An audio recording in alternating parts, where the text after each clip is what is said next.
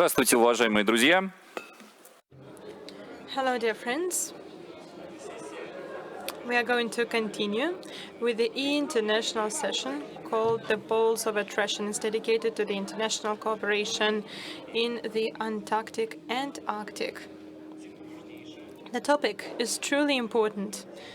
As we know, the Antarctic is the continent where there are no countries, does not belong to anyone. So the international efforts needed to explore this continent play a substantially important role in all the scientific and other research. So the international cooperation is needed for exploration, and close cooperation is required. I would like to introduce our dear speakers. Murat Nasruddinov, the head of the legal department of Ministry of Foreign Affairs of the Russian Federation. Alexander Klepikov, Counselor for International Cooperation of the Arctic and Antarctic Research Institute.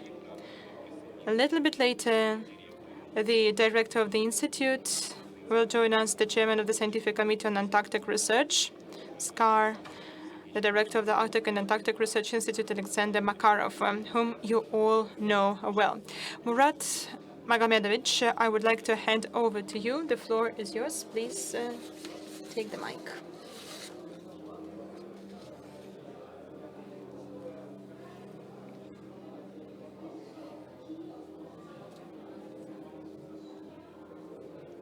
Is everything working fine? Yes. Thank you, Mr. Chairman, for giving me the floor. Unfortunately, I do not have a presentation because the Ministry of Foreign Affairs remains a conservative agency and continues to work with the text mostly.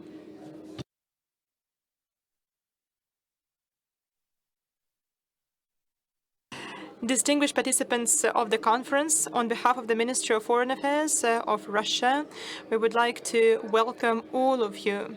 One of the reasons of the conference is the Day of Polar Explorer.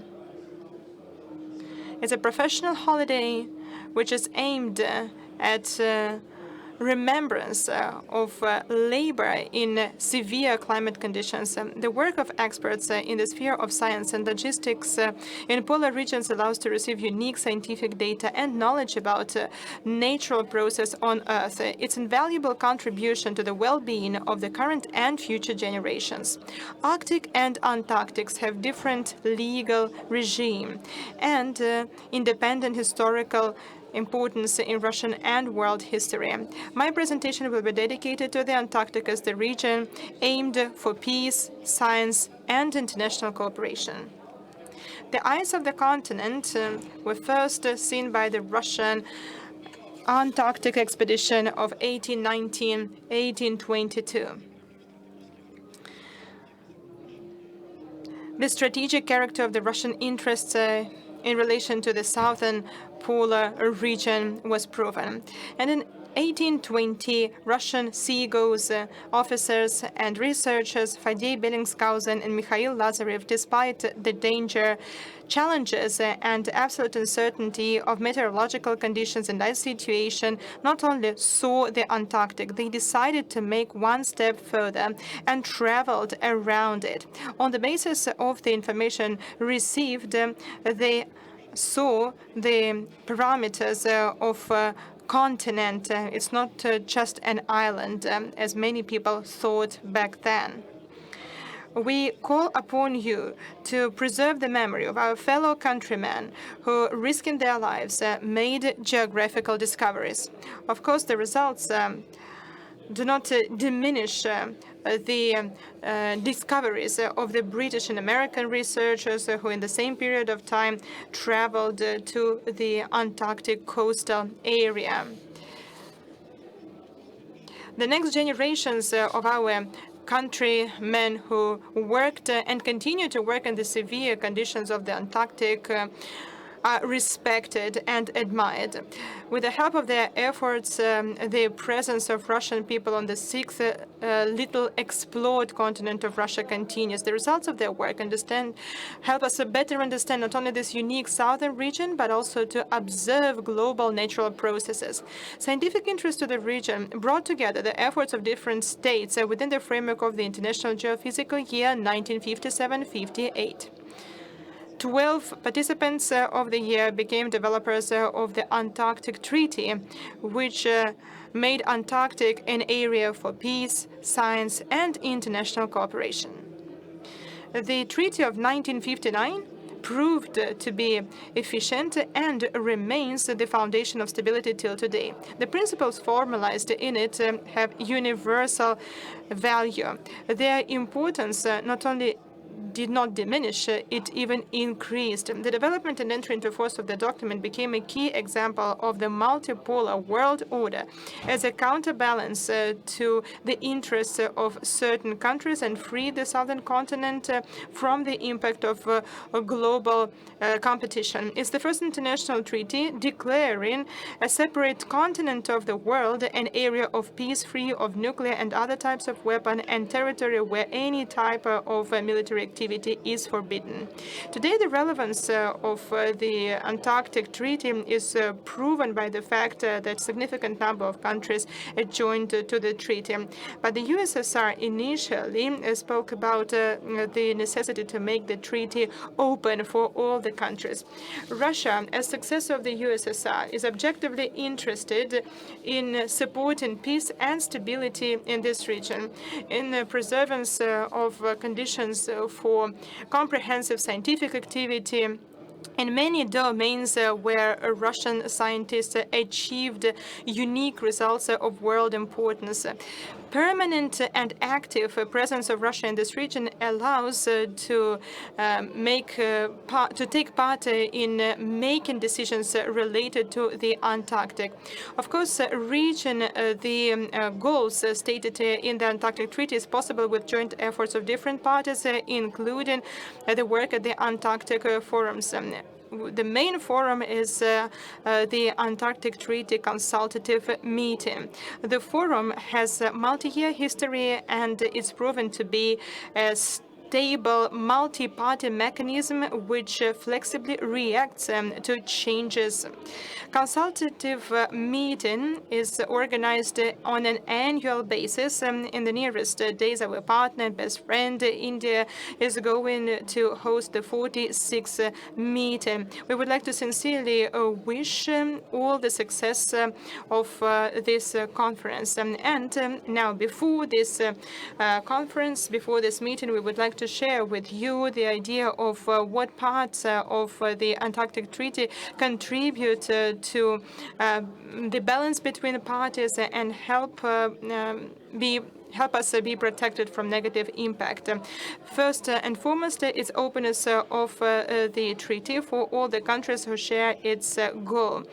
When having a significant research and scientific activity, it is important to have a consultative status.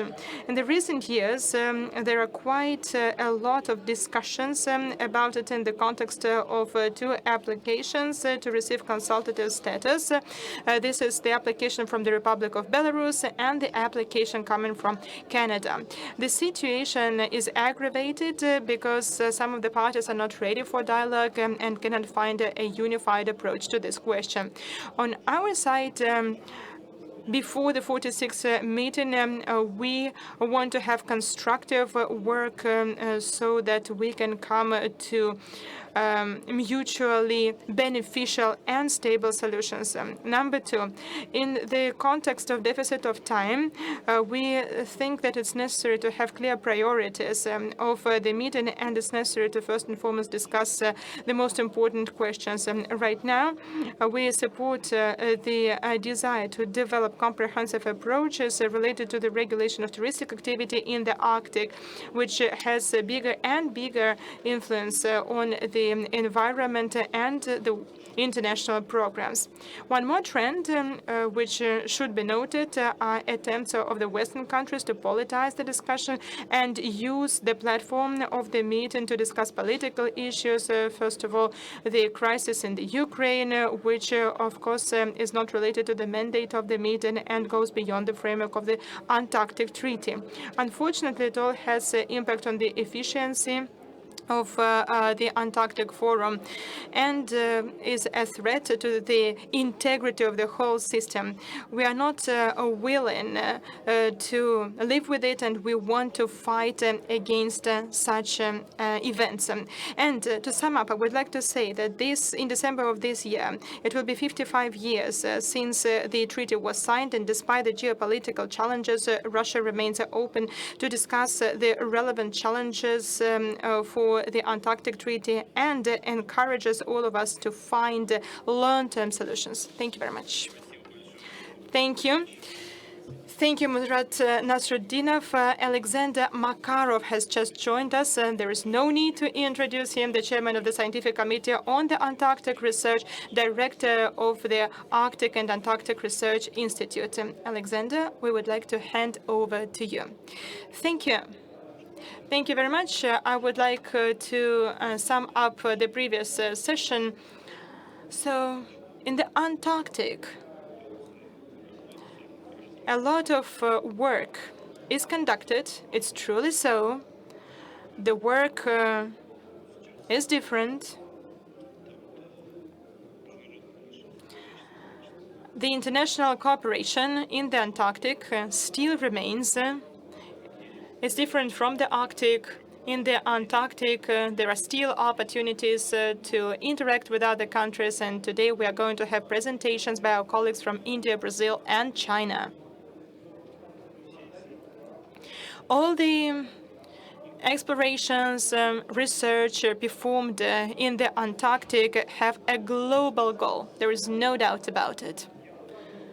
And it is connected to the climate change exploration and how we can and must be adapted to the changes of the climate. There is no doubt that they happen, and you can see it with your own eyes without using any special equipment. In St. Petersburg, in winter, we had real winter, several months of snow. So there is no doubt that climate change is here. Then I would like to say a few words about the international cooperation in the Arctic and Antarctic, how we see the international cooperation and what we do for it. The current situation, on the one hand, became more complicated for international cooperation. On the other hand, we see more opportunities. And the goals were set. Over the last few years, the Arctic Institute and Russia in general launched several infrastructural projects in Arctic and Antarctic. Our flagship projects are ice-resistant platform, SCP-41, and Vostok Station. During the previous session, we spoke quite a lot about Vostok. These infrastructural projects will work for 10 and 20 years, in reality even longer, for 30 or 40 years, and there is a possibility to plan our research in the long-term perspective. Speaking about Antarctic, the plans are there, they're reflected in the strategy. We developed the plans, and as for Ruskaya Station, we want to reconstruct it, make it a permanent station. Mirny Station is the first station in the Antarctic. It hasn't been reconstructed for a long period of time, and namely for 50 years, starting with the middle of 1970s. So it requires reconstruction. We have not only scientific goals there, but also possibilities to place GLONASS systems there. So it's necessary to develop infrastructure in the Antarctic first. Why did I speak about infrastructure, not about the current projects. Actually, if you speak about polar science, getting primary data is the most complicated, the most expensive labor part of work.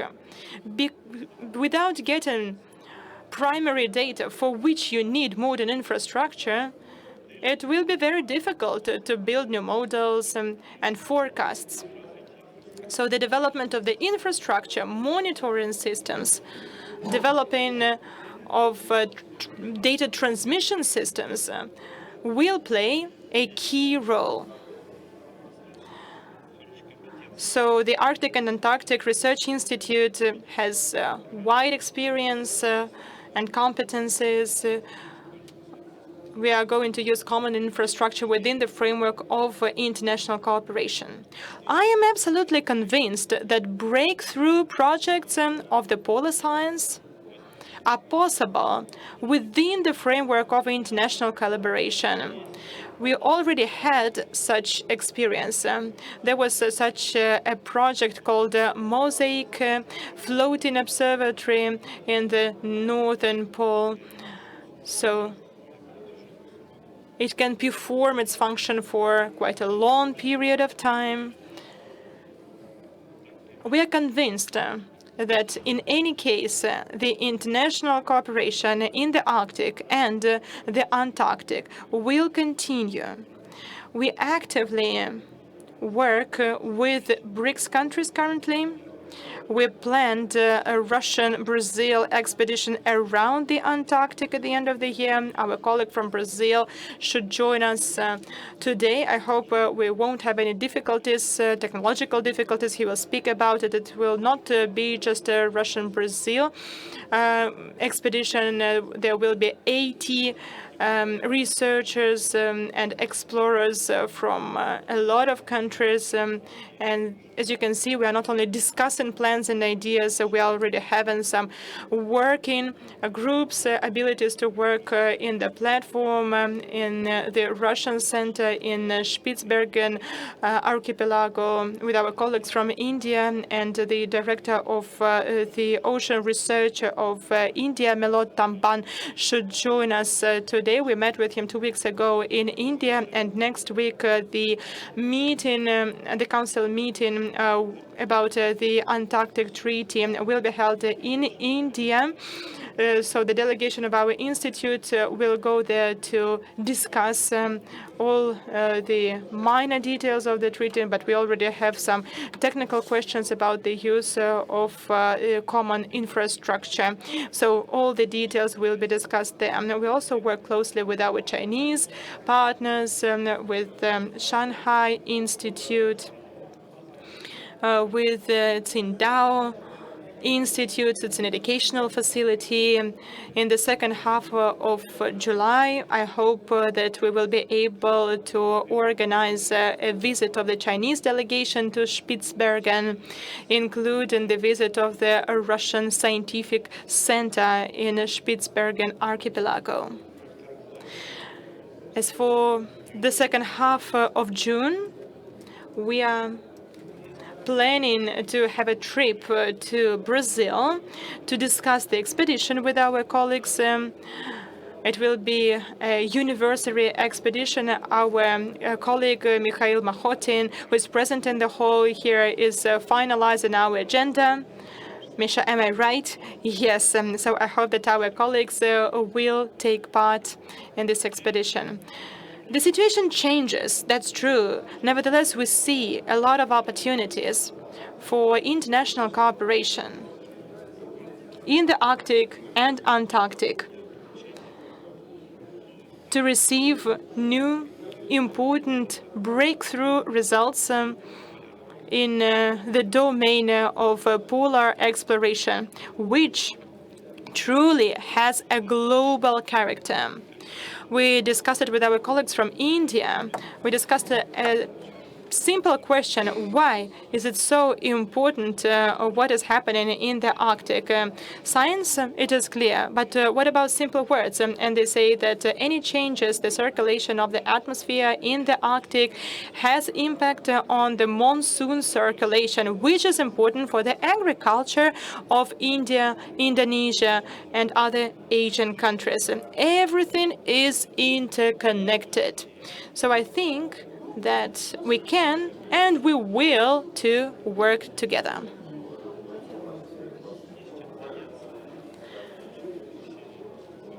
We have things to do. We need to join our efforts. And speaking about the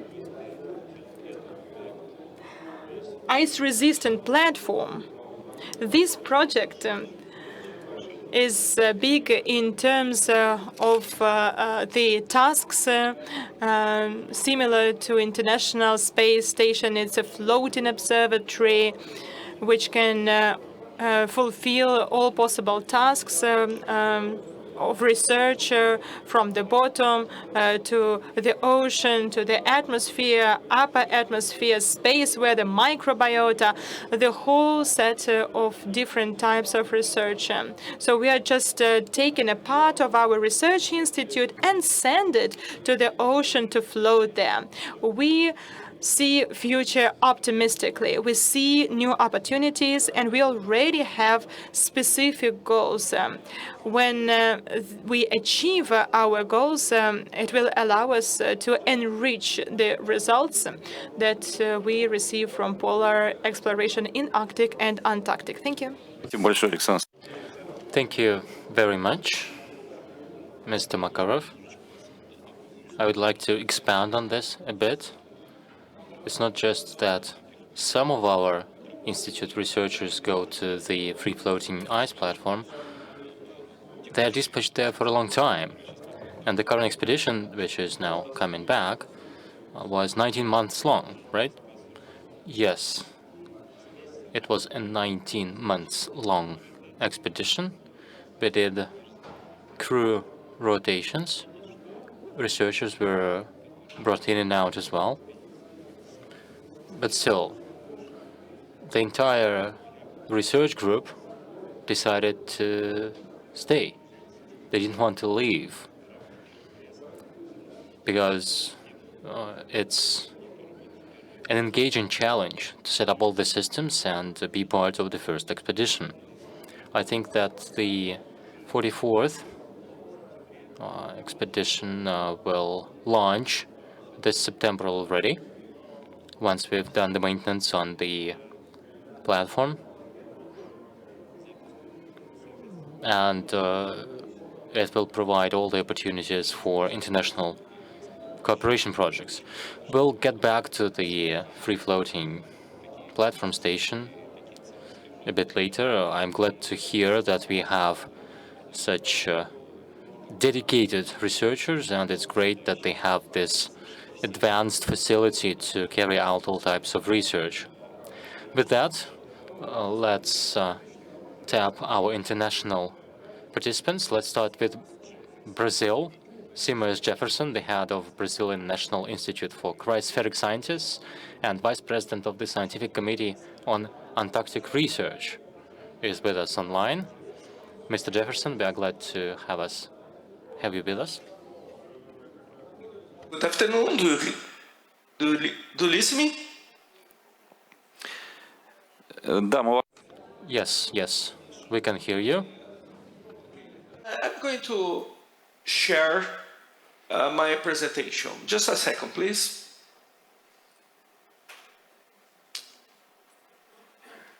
Oops.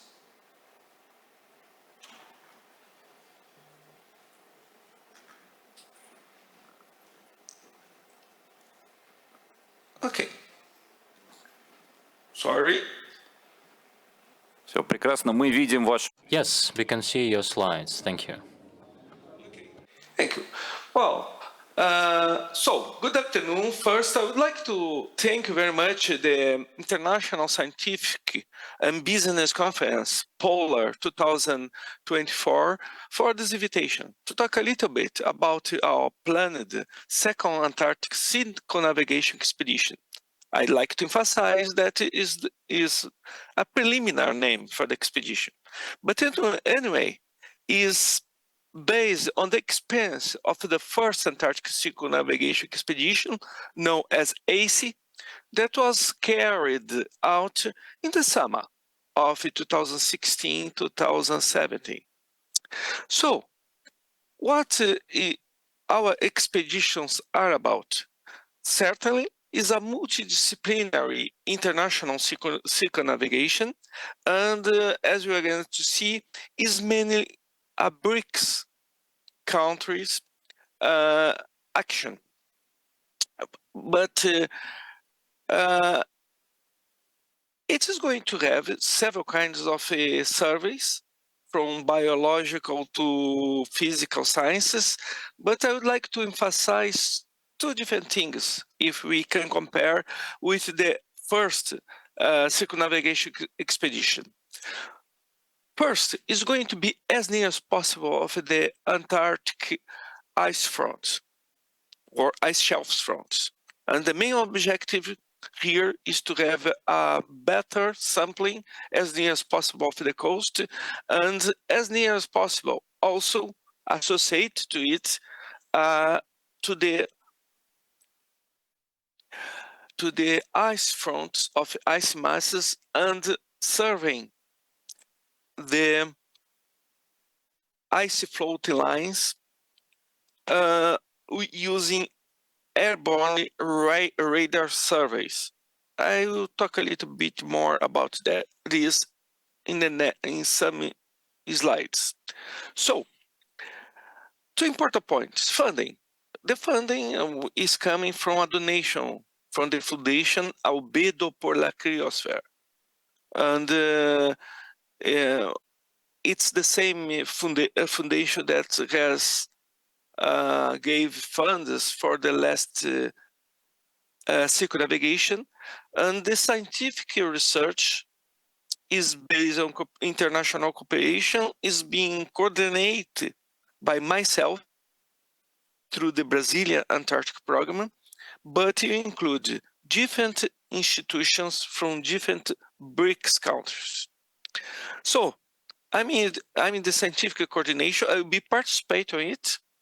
It's going to last for 60 days, beginning at about 15 to 20 of November, this November, and my team from the Polar and Climatic Center from the Federal University of Rio Grande do Sul is going to be responsible for all local managing and support of the international team.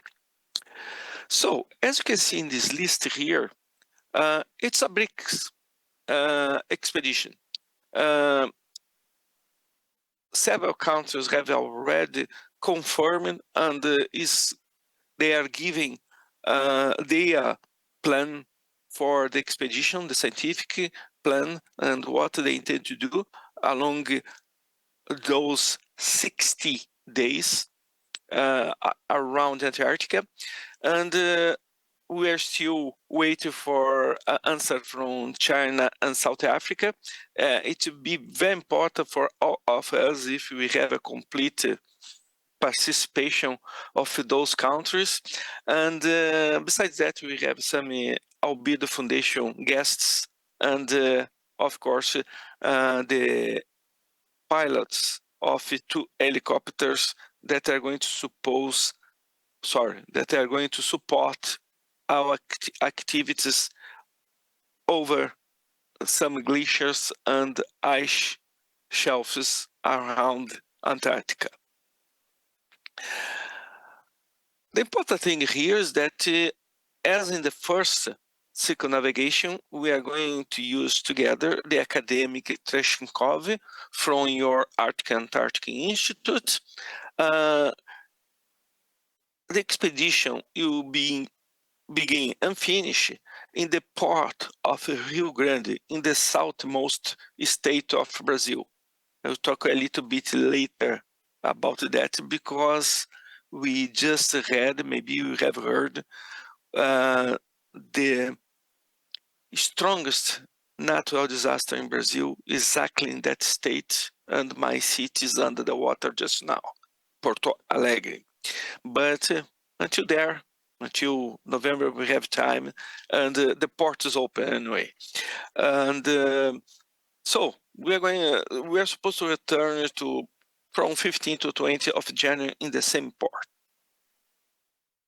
So what's the route of the circumnavigation expedition? Departing from the southmost state of Brazil, we are going to navigate straight to Antarctica and then follow a clockwise route around the continent, stopping in some Indian, Chinese, and mainly Russian stations. And basically, we are going to be sampling along all the route, each 2 degrees of latitude or less, and also in the front of ice shelves and glaciers, outlet glaciers that flow direct to the Southern Ocean. And I will not have time here to detail the studies and sample proposals that we have already confirmed. That is by now, May 2024. We are still open to receive more proposals and from the different countries that have been invited. And please feel free to write to me if our colleagues from several BRICS countries involved in this expedition. But you can see here that we go from glacial sedimentology, oceanography, physical oceanography, biological oceanography, collecting different kind of biological, physical sampling, atmospheric research, and for that is becoming more and more important to understand and monitor the passage of extratropical cyclones, not just near the Antarctic coast, but further north in the southern Atlantic and southern Indic and Pacific Oceans, and how do they relate to process in Antarctica. And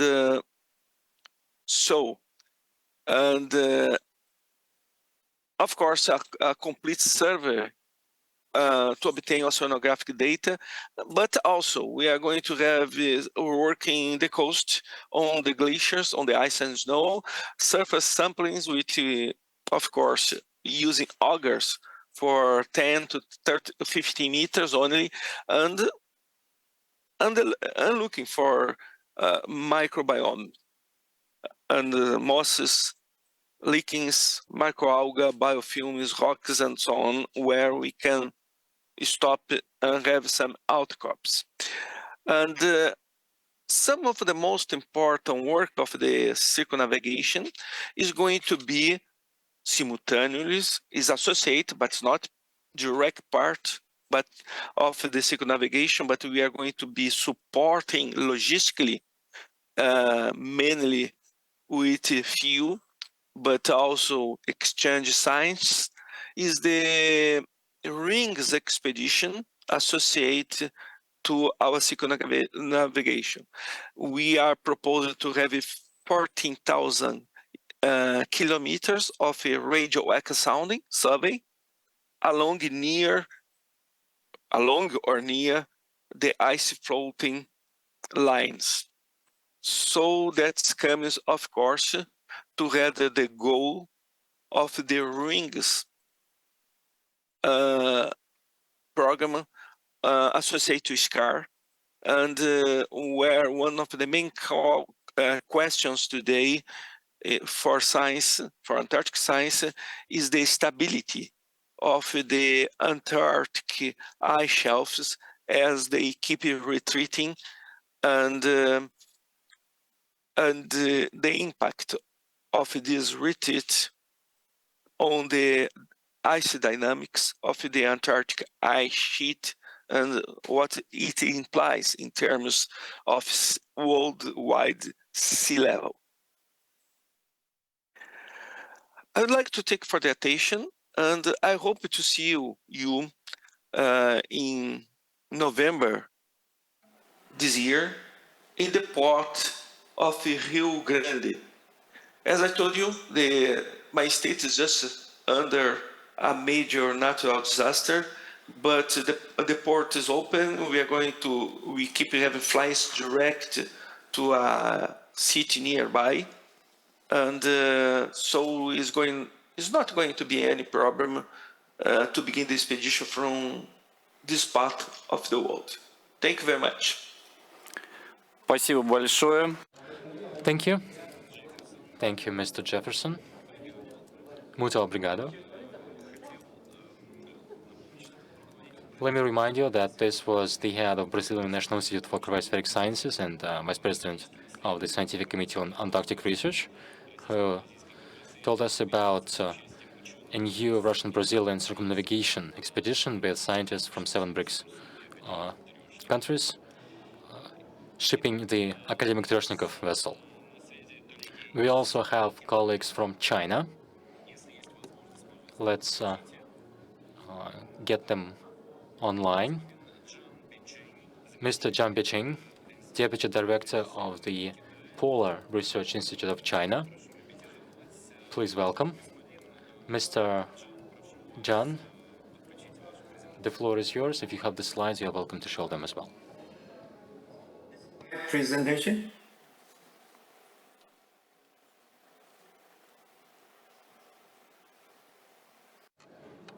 Yes, this is your presentation.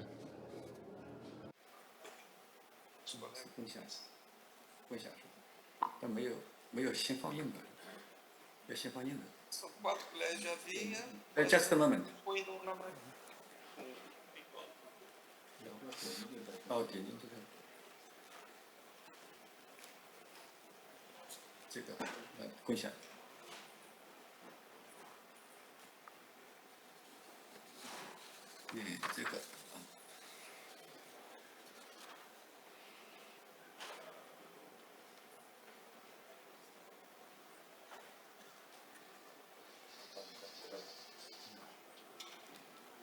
Okay. So thank you, Chairman. My name is Beisen Zhang from Polar Research Institute of China. So my topic is the prospect of the international cooperation in polar expedition. So as we know, the polar region is important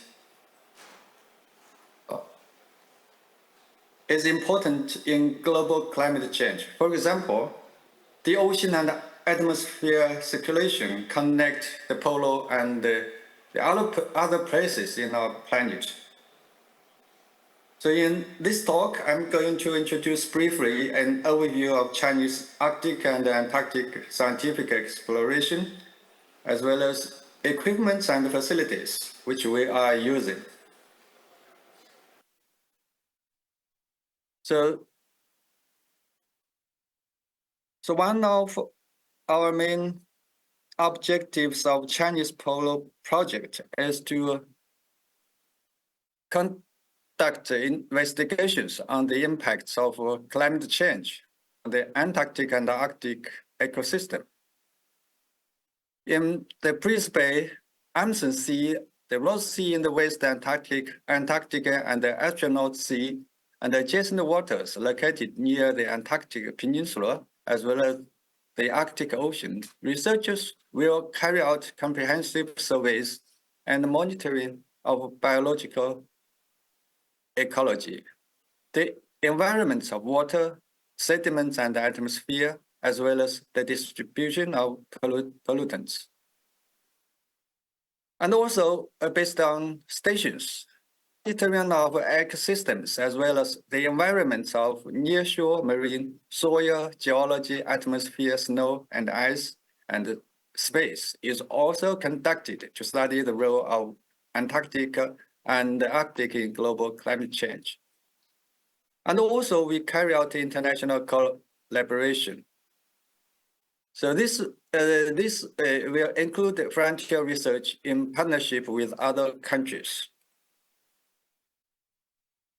First, I will introduce our investigation and research in Southern Ocean. So the left panel shows the area which we are conduct our survey. Mr. Jan, I have to, Specifically, we excuse me, I have to conduct interrupt. observation, physical and chemical oceanography, marine geology and marine pollutants and atmospheric sciences. Ребят, подключите, слышит меня? Sorry, Mr. Jan, we don't see your slides. Господин Жан, прошу Apologies for the interruption. We do not see your presentation. Slides? Да, мы видим, что вы к ним... We see that you're following the slides, but we don't see the image. Oh, okay. Just a moment.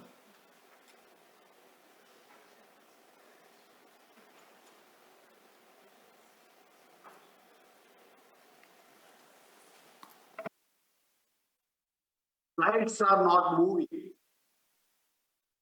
Just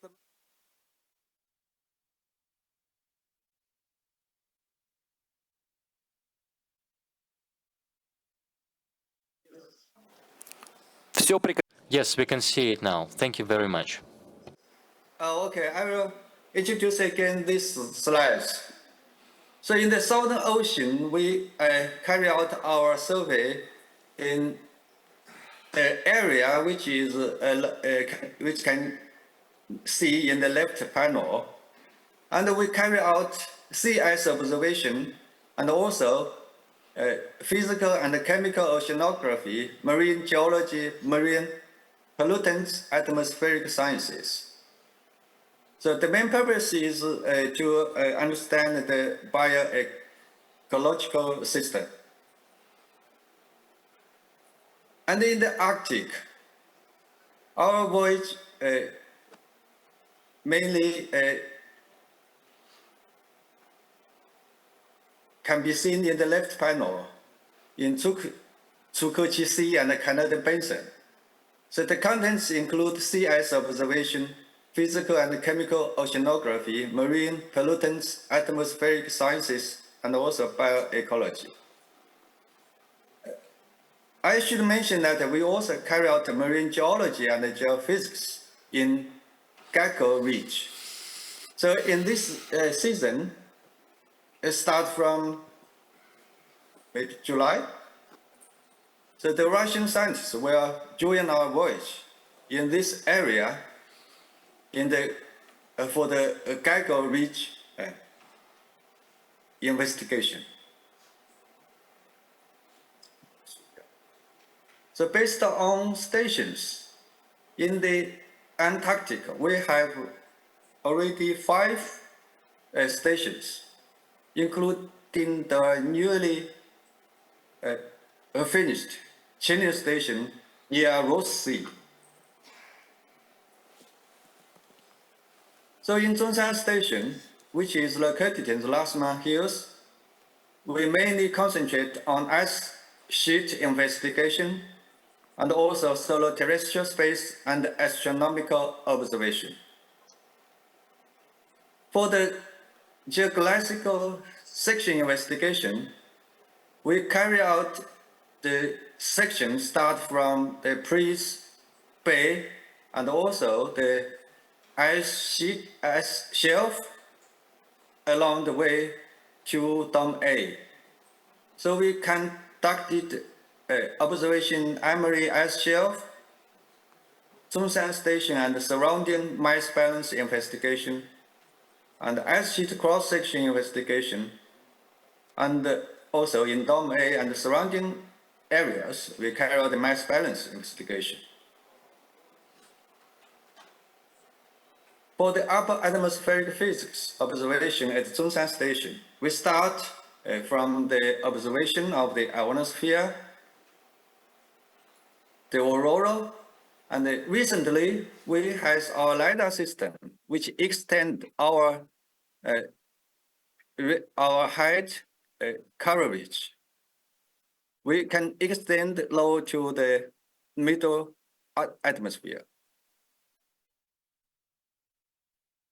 And Zhongshan Station is also special for its location, since it is located in a place which is geomagnetically conjugated with the Chinese Yellow River Station in the Arctic. So we can do research on the conjugate observation of aurora and also phenomena which are happening in the upper atmosphere.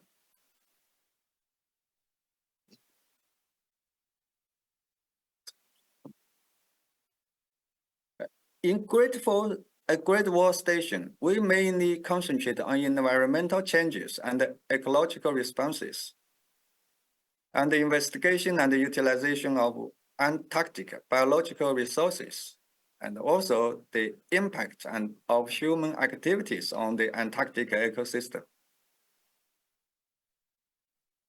For the investigation and research on biological at the station, we conduct coastal ocean system investigation and also soil and lake ecosystem, birds and mammals, pollutants, and atmospheric sciences.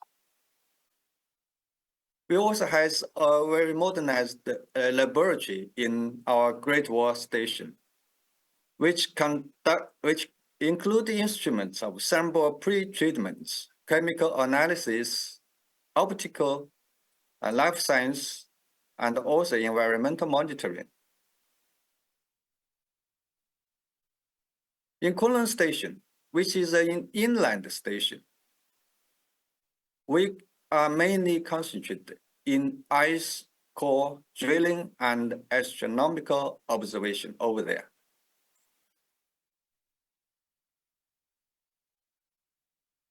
So after several years of observation, we found that Kunlun Station could offer the Earth's clearest view of the stars.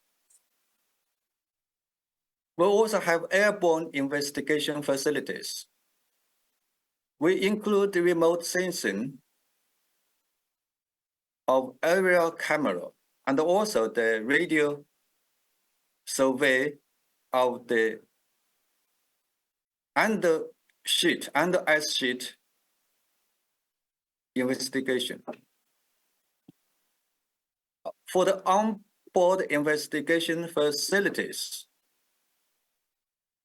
in Shilong, Faisal, we have a scientific fish detector and the depth meter, navigation acoustic Doppler current meter, and ultra-low temperature freezer, etc. For Shilong 2, which is the new icebreaker, actually it has been on serve for 5 years. We have more equipments on board this ship, include a differential GPS, automatic weather system, automatic navigation observation system, CS observation system.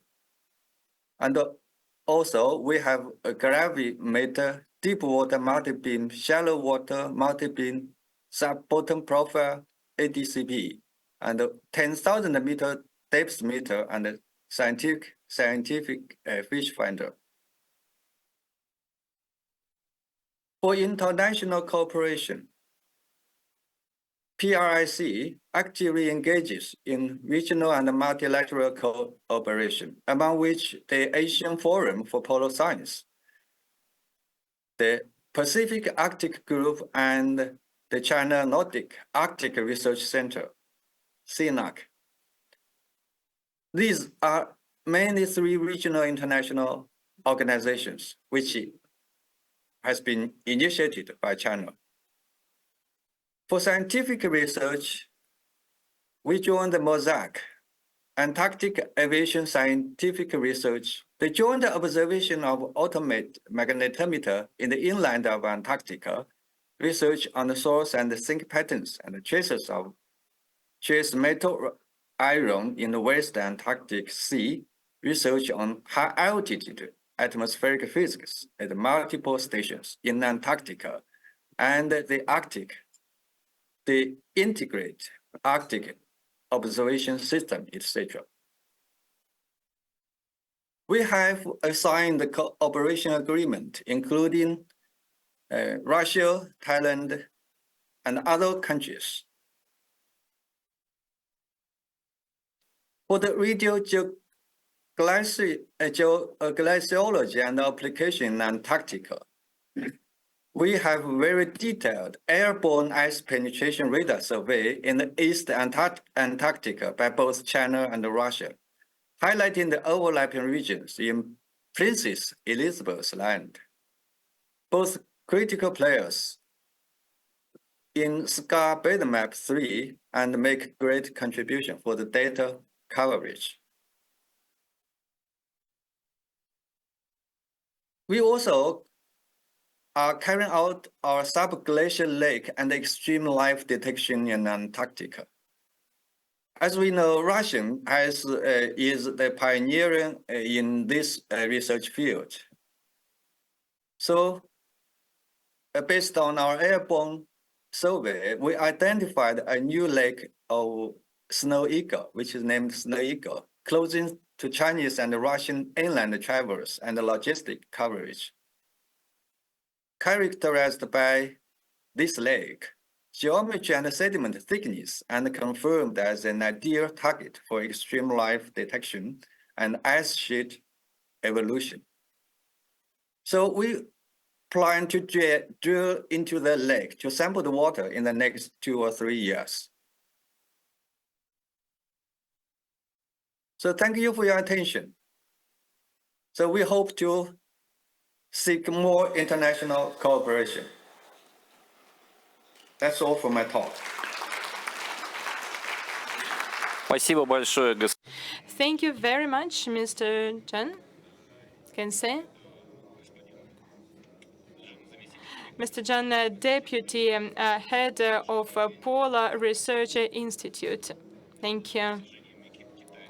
Thank you for telling us about the accomplishments of the Chinese science and international cooperation. And he spoke quite a lot of details about the creation of the map of the Antarctic, which was partially made by the Russian and partially by the Chinese researchers. And right now, we are going to listen to a presentation by our colleague from India, Milot Tamban. Mr. Tamban is the representative of India. So, Mr. Tamban, can you hear us? Director of the National Center for Polar and Ocean Research in India. Thank you. So could you please show your presentation? And once we can see it on the slide, we can start listening to you. The floor is yours. Thank you.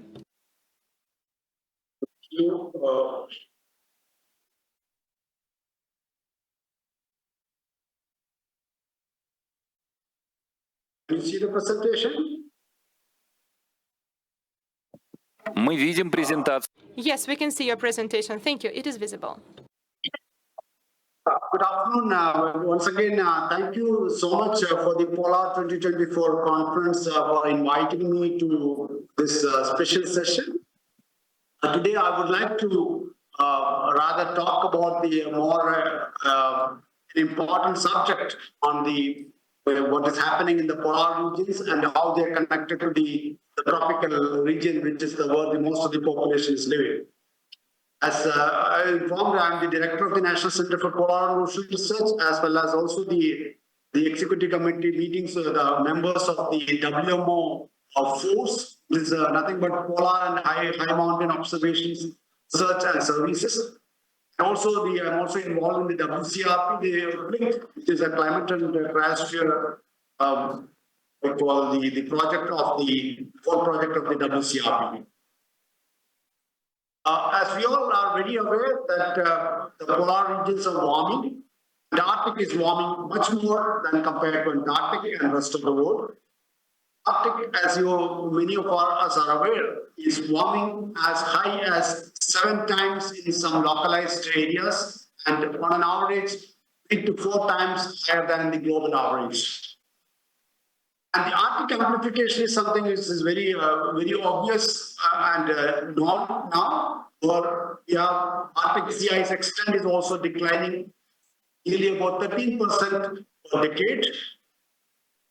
And the Greenland, which is the main body of the fresh ice existing on land, is also losing its mass at an alarming rate. Antarctica is also not better, although the large part of the Antarctica, which is the East Antarctica, is much more stable, being the very thick, large, nearly about 4 kilometer thick ice existing there. However, along the West Antarctica and Antarctic Peninsula there are areas which are showing a large increase in mass. We should be worried about the polar warming because it's not only just impacting the polar regions and high latitude regions, but also impacting the mid latitudes and the tropics. Because we are aware that melting ice reduces which to the less reflected heat, it means more intense heat waves worldwide. It also means more extreme winters. Rising sea level due to the melting of melting of the land ice also impacts a large part of the population, to endanger coastal cities and small island nations by flooding and storm surge. Impacts the food security of the globe because increased heat and cold waves lead to unpredictability of the weather system, causing serious damage to the crops, impacting global food chain. Loss of wildlife is also a serious issue to be tackled. Importantly, the thawing permafrost, which stores large amounts of methane, also due to thawing, also releasing a huge amount of greenhouse gases, which again increases the rate of warming. It also leads to multiple hazards, not only in the regions of Arctic, but also even in the high mountain Himalayas and so on. However, Antarctica, while we know that it's a major contributor for the future sea level rise, currently it's dominated by the tropical glaciers and the Greenland. But in the coming decades, Antarctica is going to be the major contributor. We should also understand that it has the highest uncertainty in terms of how much it can contribute. This is basically because there's a lack of proper ice thickness mapping across the Antarctic ice sheet, which is essential for closing in a critical knowledge gap on sea level rise. For the ongoing activities of various countries in collaborating under the rings, for the expert group is going to be very useful. More importantly, while the most of the ice is melting in the high latitudes, its impact is not linear. But most of the impacts are seen in the tropical, small island nations, and the mid-latitude coast.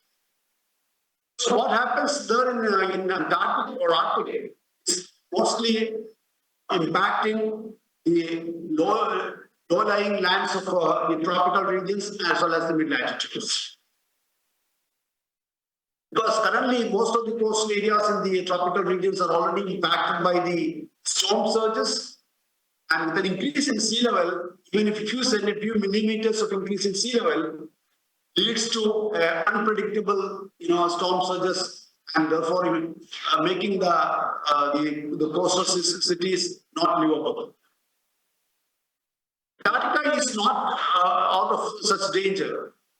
As we have seen recently, these atmospheric rivers, they are very narrow and very long, bands of strong moisture transport. I mean, all the way from tropics or subtropics are recently shifting closer to Antarctica because the polar vortex is changing its character. In fact, in Arctic also. In Antarctica, due to ozone depletion and greenhouse gas emissions, there is also a strong increase in sea surface temperature. The atmospheric rivers are getting closer and closer to Antarctica, and sometimes they make a landfall where they increase temperature by nearly about 40 degrees Celsius, as happened in the last year. So this is due to such shift in the shift. We are expecting in coming decades and years, we'll have more atmospheric rivers reaching Antarctica. Such intense atmospheric rivers can weaken ice shelf stability of Antarctica, because the studies have shown that overall 60% of ice calving events along the Antarctic Peninsula in the 20 years from 2000 to 2020 were considered to be triggered by the atmospheric rivers. Therefore, the future warming projections, increased frequency of atmospheric river events would increase the ice shelf disintegration. It's a serious issue which is normally not considered under any modeling efforts in Antarctica. I also want to talk about linkages existing between polar regions and tropics. Both are so important for tropics, because although polar regions appears to be so remote for most of us, studies have shown that the climate changes in the tropics and polar regions are interconnected. It's even demonstrated that a substantial portion of the Arctic warming itself may be driven remotely from tropics and vice versa. Arctic sea ice could lead to increased tropical sea surface temperature, increased precipitation in the tropics, a shift in the position of the intertropical convergence zone, which also is act as the monsoon trough during the Indian monsoon season. They all therefore have a serious impact. Various mechanisms have been shown existing between the monsoons and the Arctic. Basically, not a one-way traffic, they are basically of a two-way connection existing between the Arctic and the tropical region. The primary medium of such a signal transfer from the from Arctic to the tropical region, or from the tropical region to Arctic, is considered to be the atmospheric Rossby waves. They are essentially guided by the prevailing jet streams. Enhanced Indian summer monsoon, in fact, can initially generate an upper level anomalous high. It's northwest or west central Asia. This then excites successive cells along the wave gate. Rossby wave dispersion. Indian monsoon is also found to be in one particular study which shows that maybe even melting, a dramatic change in Indian monsoon can impact Arctic sea ice. So they shown that in recent years, the South Asian summer monsoon has experienced increased rainfall over northwest India and Pakistan. It has also contributed to more intense local anticyclonic outflows from this region. As you can see in this particular figure, what happens in this part of the world can ultimately get transferred to places like in Arctic. So the simple reason is because a huge amount of heat that is being released during such rainfalls, the latent heat release, especially during extreme events, can ultimately reach the Arctic. Episodic as well as intermittently active pathways, it can cause rapid sea ice melt. The Arctic can also impact monsoon region to the mid-latitudes. The mid-latitudes the Eurasian region act as an important goal, how the Arctic can impact the monsoon regimes. Because the change in North Atlantic jet normally influences the Indian summer monsoon rainfall at various time scale. Yes, it is attributed to dynamical as well as thermal effects. However, in a warming Arctic, may drive extreme weather in the tropics, or even in the highlighted roads. Because in normal circumstances, you find the very strong jet stream and a very closed polar vortex. It's hold the freezing cold air in the Arctic and warm air in the low latitudes. In a warm Arctic, this is warming faster than the lower latitudes. The jet stream and polar vortex are already weakened. It allows the Arctic airs to move south as well as warm air to come to the north. The studies from my own colleagues at this institute which show that there is a potential correlation between the Arctic sea ice melt and late season Indian summer monsoon rainfall extremes. They show that increased extreme rainfall events in the central India coincides with the several episodes of reduced sea ice in Barents and Kara Sea. And it has been attributed to a Eurasian wave train pattern, which strengthens the Asian high and induce upper atmospheric divergence over north central India. Because of such, the surface circulation can also respond to upper level divergence by enhancing the low level convergence. This study clearly shows that there is a potential direct relationship between Arctic and the tropics, and more specifically the Indian summer monsoon rainfall, which is the major, what I call the climate of this particular, the South Asian region, and impacts nearly 70% of the agricultural output. Even some of the colleagues from my institute have shown that recently the Indian Ocean has been warming dramatically, much faster than the rest of the ocean. Out of which Arabian Sea is warming, the Arabian Sea warm core is increasing. And they found that it has a direct relationship to the increased Arabian Sea cyclone. The cyclones are increasing in Arabian Sea, which is found to be associated with the warm Arctic. Again, it is connected through the warm Arctic cold Eurasia feature. So the intensification of cyclones of the Arabian Sea is concurrent with the positive phase of this warm Arctic cold Eurasia feature. And the upper atmospheric circulation associated with this particular feature induces meridional gradient, the subtropical jet, which helps in intensification of the anticyclonic circulation over India, and also reduces the vertical wind shear, which ultimately favors the intensified cyclones over Arabian Sea.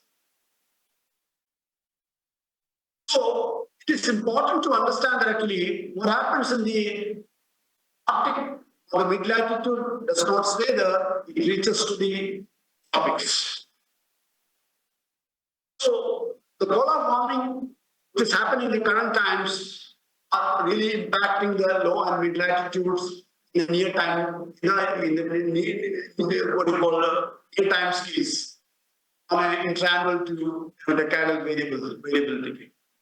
This is going to be, as we have been facing extreme weather events in the South Asia for the last few years, and we are expected to have increases forever because of when we get rainfall, we get one-day rainfall which is supposed to be given typically falling in a 1 month period before leading to large flood.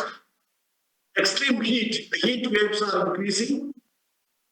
So therefore, what happens in the poles does not stay there.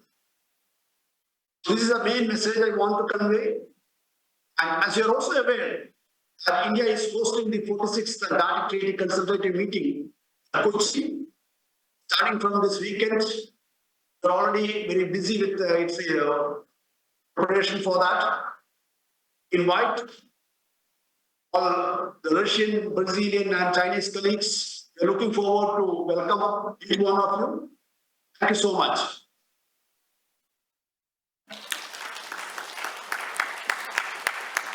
Большое спасибо. Thank you very much, Mr. Thamban. That was the director of the National Center for Polar and Ocean Research of India.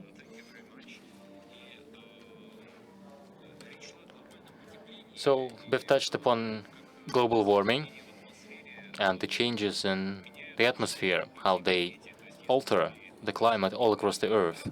If it gets warmer in the poles, we see changes in the tropics as well. This impacts the weather situation in the Antarctic, and this works the other way too. As Mr. Thamban mentioned, there can be droughts and floods in India and in other countries as well. Just recently, there was a horrific rainfall in UAE, virtually unprecedented for the past 75 years. These are alarm bells.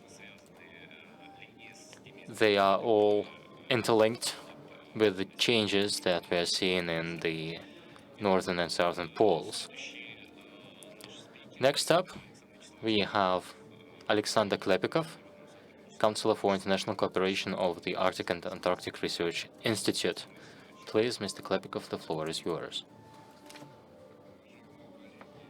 Dear colleagues, ladies and gentlemen,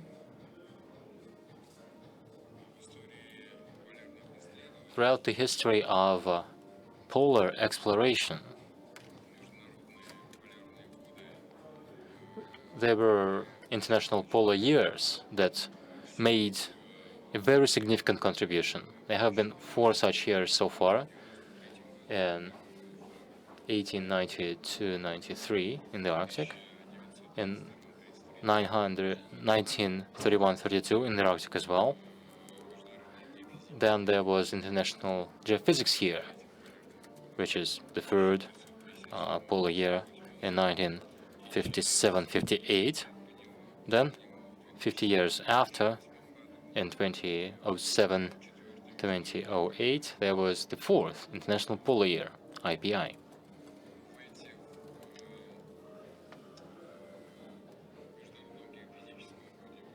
The International Geophysics Year and the International Polar Year 2007-2008, Russia was especially active. In 1957-58, the Soviet Union launched our Antarctic research. During the IPI 2007 and 8, Russia focused on Arctic research, marine studies, expansion of the Arctic infrastructure.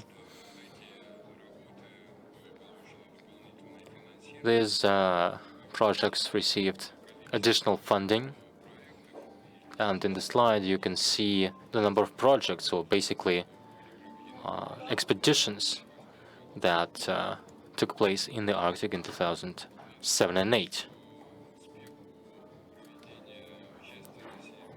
Successful participation of Russia in IPI 2007 and 8 was aided by a high-level organization. This came from the very top. There was a decree by the Russian government to institute an international polar year in Russia. The organization committee was headed by Mr. Cherengarov, special envoy of the Russian president and head of the Roshydromet, and president of WMO, Mr. Bedrisky.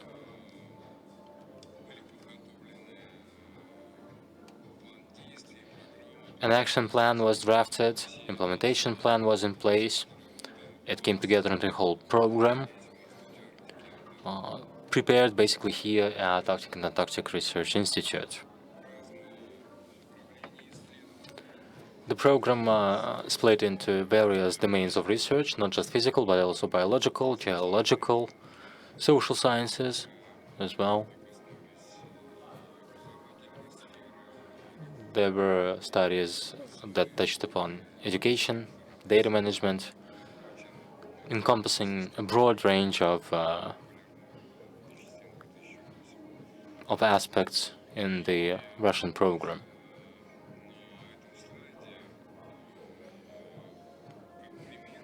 This slide shows an example of our activities in marine expeditions to the Arctic in these 2 years.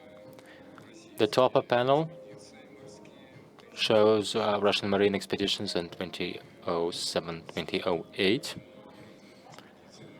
There were a lot of voyages on different vessels. The bottom panel shows expeditions by other countries. Taken together, there were fewer of them.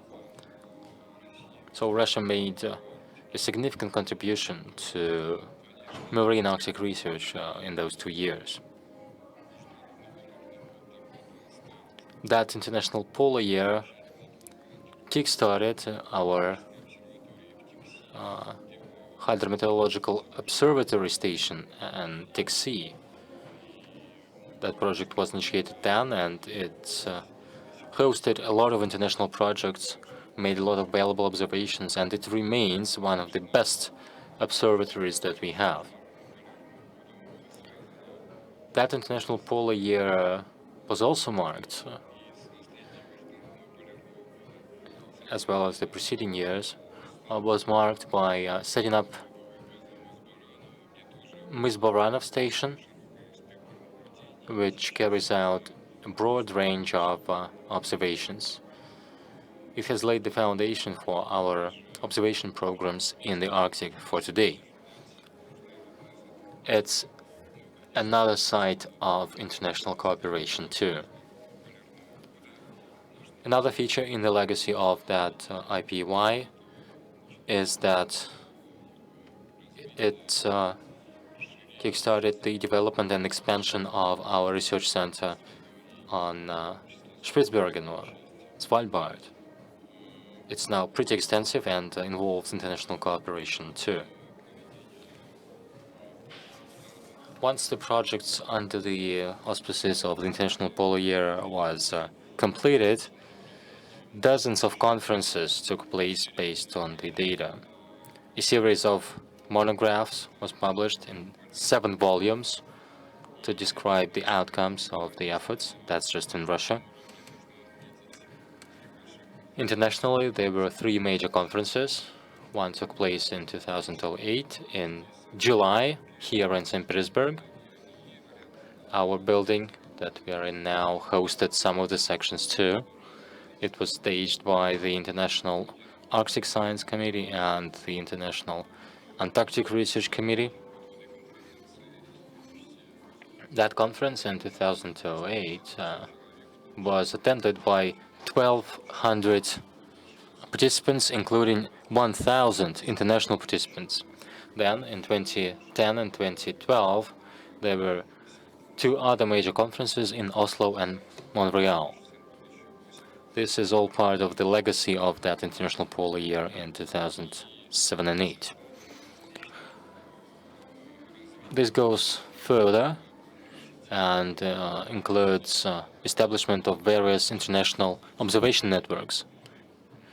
This is the WMO network, the Global Integrated Polar Prediction System, the Global Cryosphere Watch, Antarctic Observing Network,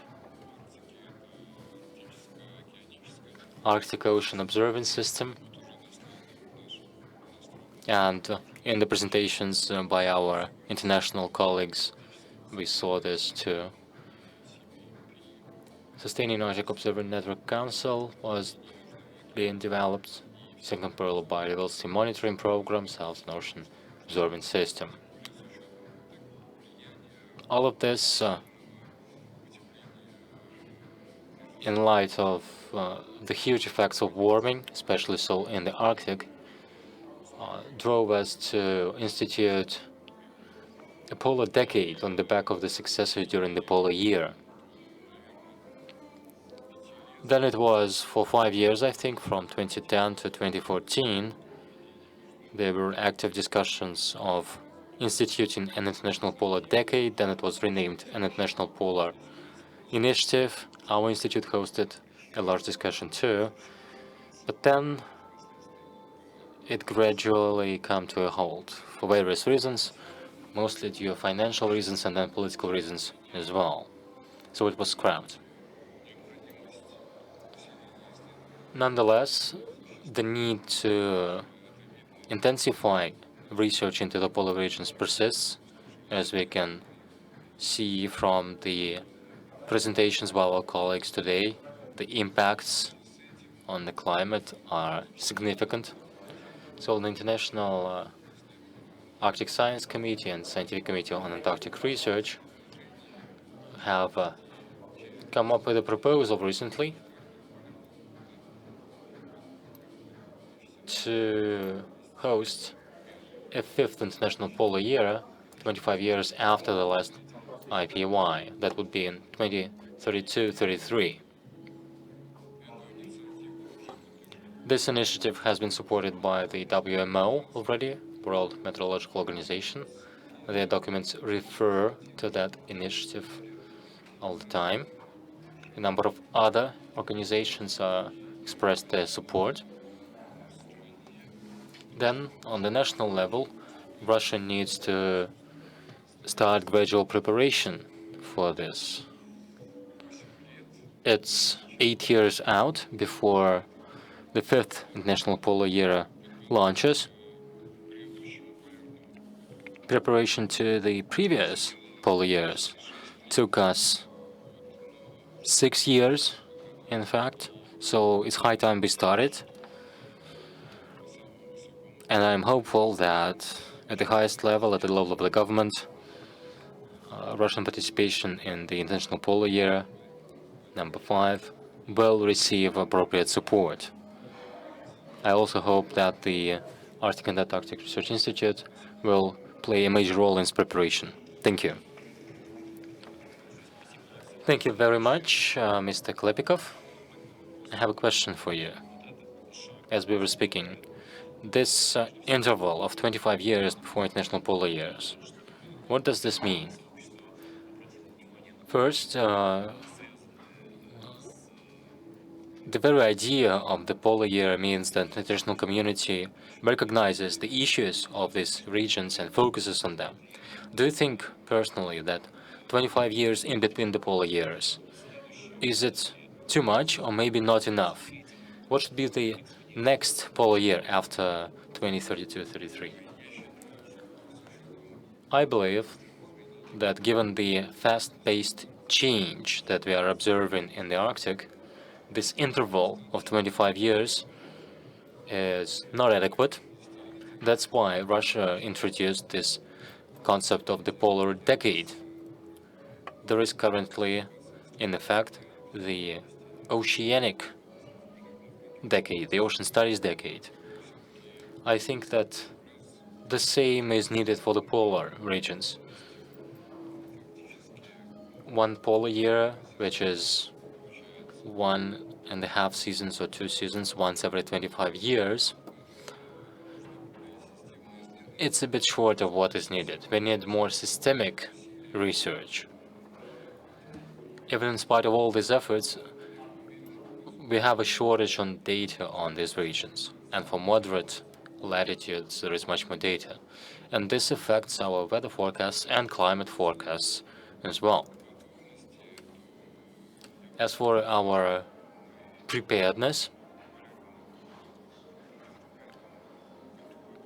Russia is much better prepared to the new upcoming polar year than the previous year. Alexander Makarov spoke a lot about the new infrastructure that we've put in place in the Arctic and the Antarctic, the free-floating platform, the new wintering station at Vostok. By the beginning of the 5th polar year, a new Ruskaya station is due. We hope that it will come online. Then there is this system for measurement in the permafrost. Our institute are is the lead organization on this project. Then there is going to be a new vessel, specialized vessel, Ivan Frolov, which is going to be instrumental for a successful polar year in the future. And then we have in-depth expertise from the past polar year. This experience will be valuable too. We have follow-up experience. We've participated in the Mosaic expedition and ACE, another expedition that was mentioned several times. I think these were important cornerstones for our preparation. The international situation is challenging today. Nobody knows what it will be in 8 years. But our bilateral relations with colleagues from Brazil, China, and India are outstanding.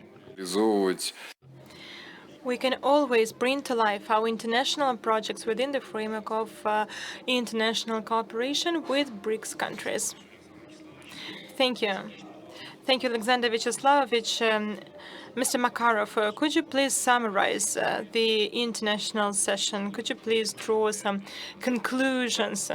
What are the main conclusions? Russian-Brazil expedition, right? The project with the drifting, floating polar station, it has a lot of perspectives, and the International Polar Year. Have I missed anything, Alexander Sergeyevich? The floor is yours. Right. The main projects were mentioned by you, but I would like to say that we are not only talking about the perspectives of our cooperation. The cooperation has already started. We are now having working meetings, discussing cooperation. We have signed a cooperation agreement with India, China. We are going to have a meeting to sign an international agreement with other countries. It's not about plans or ideas or concept. It's about real cooperation, which has already started. So here I would like to come back to the title of my presentation, and namely perspectives of our development. We know and understand that we have new goals and we are progressing to them. And there is also a proposal to hold a new polar year. We are supporting this idea. We are going to push this idea for as much as we can. But of course, it's going to be intensification of international cooperation. It's going to be completely international. It will be of global nature. And I completely agree with the previous speakers that we are ready for it. We have young children who are ready to have international cooperation. We provided awards to them at the beginning of our session. We have infrastructure, boats, stations, and there's willingness to do it. The organizational resources are also there. Here I would like to agree with what Alexander Vyacheslavovic Klepikov said. We have not lost the experience of international cooperation. We have moved to the new organizational technological level. We organize very complicated tasks at our stations. So we are well equipped. Thank you very much. Thank you. All right, dear colleagues, with this positive note, I suggest that we finish our session. I would like to express my gratitude to all the speakers and all the people in the hall. We're going to have a break till the next session at 3.